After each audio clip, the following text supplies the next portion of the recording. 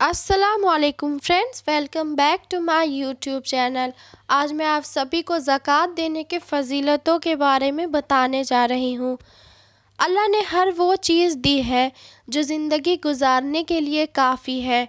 ان میں بہت سے لوگ ایسے بھی ہیں جن کے پاس ہر چیز بے حساب اور بے شمار ہے، مگر دنیا بھر میں بہت سے لوگ ایسے بھی ہیں جنہیں 2 وقت کا پیٹ بھر کر کھانا بھی نہیں مل پاتا۔ یہ لوگ زندگی بہت تکلیف سے بسر کرتے ہیں۔ اسلام میں ایسے ہی لوگوں کو زکوٰۃ، فطرہ اور صدقہ دینے کا حکم دیا گیا ہے۔ قرآن کریم میں بار بار زکوٰۃ کا ذکر آتا ہے۔ اللہ تعالیٰ فرماتے ہیں، نیکی صرف یہ نہیں کہ تم اپنا رخ مشرق اور مغرب کی طرف پھیر لو، بلکہ اصل نیکی تو یہ ہے کہ کوئی شخص قیامت کے دن فرشتے اللہ کی کتاب اور نبیوں پر ایمان لائے، اللہ کی محبت میں اپنا مال رشتہ دار، یتیموں اور مسکینوں، مسافر اور مانگنے والوں پر خرچ کرے، پابندی سے نماز پڑھے اور زکوٰۃ دیتا رہے، جب کوئی وعدہ کرے تو اسے پورا کرے، مصیبت اور جنگ کی سختی کے وقت صبر کرنے والا ہو۔ یہی لوگ سچے ہیں اور یہی لوگ پرہیزگار ہیں۔ اللہ نے ہمارے مال اور دولت میں ضرورت مند لوگوں کے لیے جو حصہ مقرر کیا ہے اسے زکوٰۃ کہتے ہیں۔ یہ پورے سال کی آمدنی میں سے بچت کا 2.5% حصہ ہوتا ہے۔ دراصل ہمارے مال اور دولت پر صرف ہمارا حق نہیں ہے، بلکہ اس میں ان سب کا حق ہے جنہیں اس کی ضرورت ہے۔ ان میں ہمارے قریبی رشتہ دار، یتیم، مسکین، پڑوسی، مسافر اور مانگنے والے بھی شامل ہیں۔ قابل غور ہے کہ صدقہ 3 طرح کا ہوتا ہے۔ نمبر 1، فرض صدقہ، جسے زکوٰۃ کہا جاتا ہے۔ یہ پورے سال کی کمائی کی رقم کا ایک حصہ ہوتا ہے جو رمضان کے مہینے میں ضرورت مندوں کو دیا جاتا ہے۔ نمبر 2، واجب صدقہ۔ یہ صدقہ عید الفطر اور عید الاضحیٰ کے دن ضرورت مندوں کو دیا جاتا ہے۔ نمبر 3، نفل صدقہ، جو کبھی بھی کسی کو بھی دیا جا سکتا ہے، یعنی اس صدقے کی رقم مسجد اور مدرسوں میں بھی دی جا سکتی ہے۔ صدقے کی فضیلت۔ نمبر 1، صدقہ یا زکوٰۃ دینے کی بڑی فضیلت ہے۔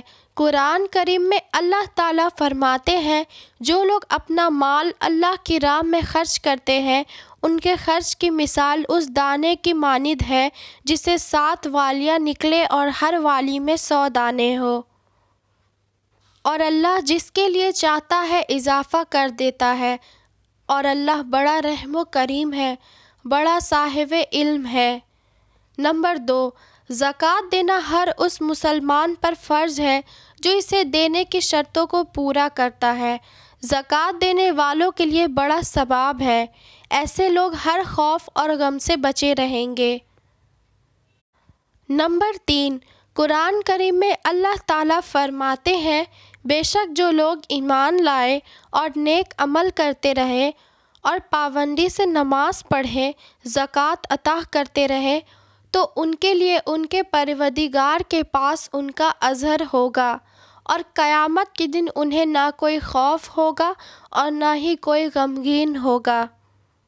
نمبر 4، قرآن کریم میں اللہ تعالیٰ فرماتے ہیں، اے ایمان والو، بے شک تمہارا کارساز تو اللہ ہے اور اس کے نبی رسول اللہ صلی اللہ علیہ وسلم ہیں، جو پابندی سے نماز ادا کرتے ہیں اور زکوٰۃ ادا کرتے ہیں، وہ اللہ کی بارگاہ میں رجوع کرنے والوں میں سے ہے۔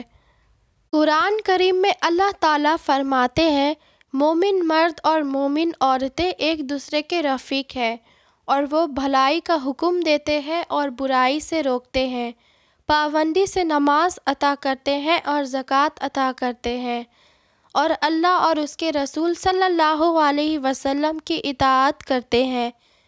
یہ وہی لوگ ہیں جن پر اللہ رحم کرے گا، بے شک اللہ بڑا غالب، بڑا حکمت والا ہے۔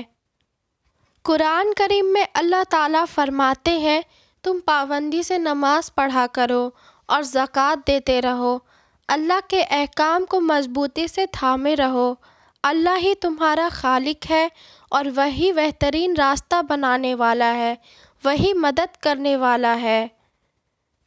قرآن کریم میں اللہ تعالیٰ فرماتے ہیں، اللہ کے اس نور کے حامل وہ لوگ ہیں جنہوں نے تجارت اور خرید فروخت نہ اللہ کے ذکر سے غافل کرتی ہے اور نہ ہی نماز پڑھنے سے اور نہ ہی زکوٰۃ دینے سے، بلکہ وہ لوگ اس دن سے خوف رکھتے ہیں جن سے دہشت سے دل اور آنکھیں سب الٹ پلٹ ہو جائیں گے۔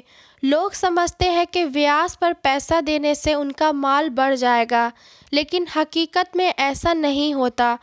بھلے ہی دنیا میں بیاج کے ذریعے ان کا مال بڑھ جائے، لیکن اللہ کے یہاں اس کی کوئی اہمیت نہیں ہے۔ اصل مال تو صدقہ دینے سے ہی بڑھتا ہے۔ ویڈیو اچھی لگی ہو تو چینل کو سبسکرائب کریں، لائک کریں اور شیئر کریں۔